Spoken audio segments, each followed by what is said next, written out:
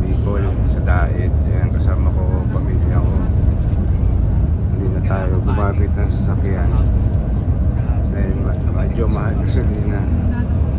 Kaya nag-bus na lang tayo. Dito tayo ngayon sa bus. Papunta kami ng Daet. Kasama ko, pamilya ko. Ngayon, nandito na kami sa Timonan, Quezon. Daet na kami. Pero malayo pa naman. Umalis nga pala kami ng Maynila sa Cubao, 10:30 ng umaga. Siguro dating namin sa Daet mga 7 o 8 o'clock ng gabi na. Kasi medyo matraffic kanina.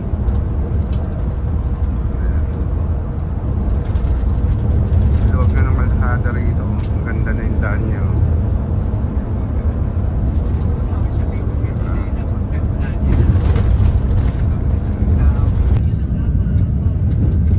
Napakaganda ng gagat, oh.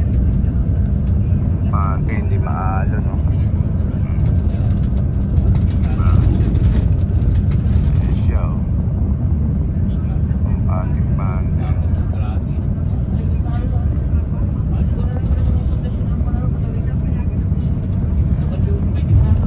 Ilang taon din bago nakauwi ng Bicol.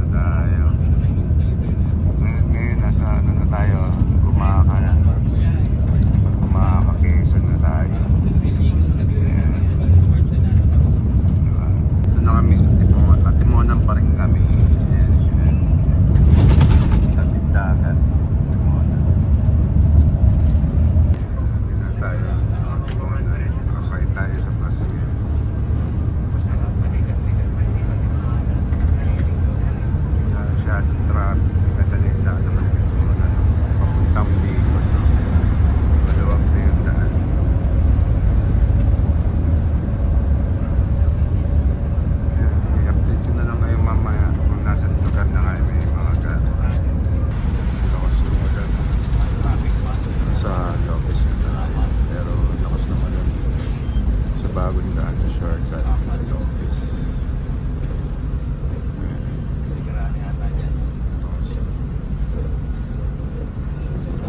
Lapit na. Ayun mga gar, nandito tayo sa Bagasbas ngayon. Hindi na ako nakapag-video kagabi kasi nga umuulan. Tsaka late na rin kami nakarating. Ayan, ngayon nandito tayo sa Bagasbas.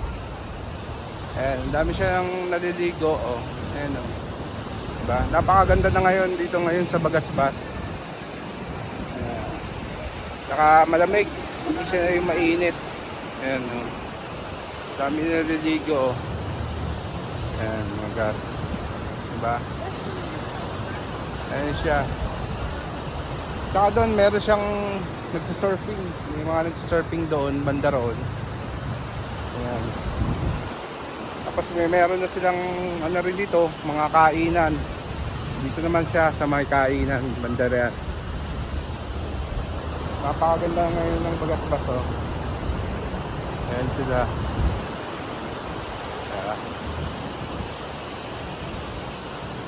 Agar ngayon, marami nagsa-surfing, oh. Kasi maganda yung alon ngayon, malaki, oh. Talagang nakakapag-surfing lahat sila, oh. Ayan. Minsan nagkakaroon din ng competition dito dahil sa surfing. International minsan competition dito. Siguro mga nagpa-practice or talagang ano nila yung mga ayan, no. Ito si ano pangalan mo? Shanrick. Ha? Shanrick. John Ray? Shanrick. Sandy. Sandy, ilang taong ka na Shanrick po. Shanrick. Ilang taong ka na nag-surfing? Wala pa po isang taon. Wala pa isang taon. 7 buwan lang. 7 buwan. Pero sumasali ka na ng competition. Di ba nagkakaroon ng competition dito? Anong buwan ng competition dito? Sa ano po? Sa June 20 meron. Sa June 20 meron. Sasali ka? So, ano yun? International lahat ng mga naglalaro? International lahat. Okay. Yun lang. Sige, salamat. Salamat. Mga gar, nandito tayo ngayon sa Athena Resort. Ayan, kung saan na tayo mag-swimming sa tabing ilog siya. Ayan, ito siya. Pakaganda niya, nature na nature. Ayan. Dito entrance, ayan ang Athena Resort. Ayan sila madam na mga nagbabantay. Ayan. Wala ba kayo shoutout madam? Kasama ko kayo sa vlog. Ayan. Ito sila madam na mga nagbabantay rito sa Athena Resort. So ngayon pasukin natin itong Athena Resort. Ayan. Ba, napakaganda nature. Ayan.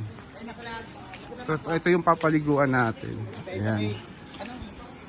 Kasama ko rito yung mga kamag-anak namin dito. Dito yan sa may Bicol Daet. Ayan. Ito. Ayan siya. Diba? Pakaganda. Ayan. Ilog siya. Tapos banda roon may mga swimming pool. Ito yung mga cottage. Ayan. Ito yung mga kamag-anak namin.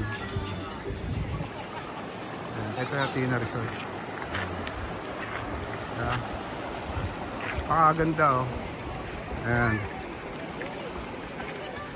Ito mga kamag-anak namin. Pakalaki na ito, yung place na ito.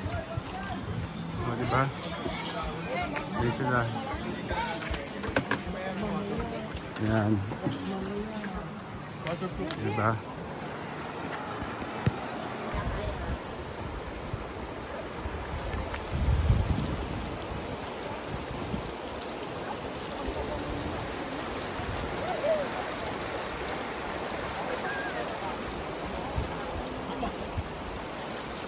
Ayan mga gar, nandito tayo ngayon sa running water.